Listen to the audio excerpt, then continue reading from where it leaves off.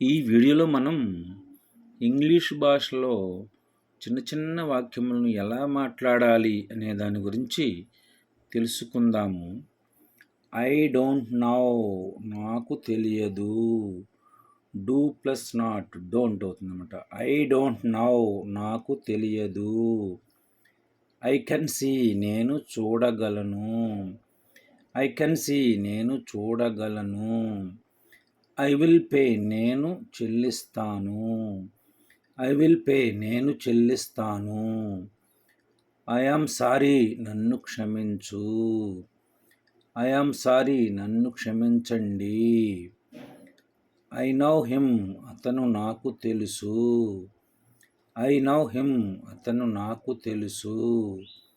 I got it, నాకు అర్థమైనది. I got it, నాకు అర్థమైనది. I am single, నాకు పెళ్ళి కాలేదు. ఐ యామ్ సింగిల్, నాకు పెళ్ళి కాలేదు. ఐ థింక్ సో, నాకు అలా అనిపిస్తుంది.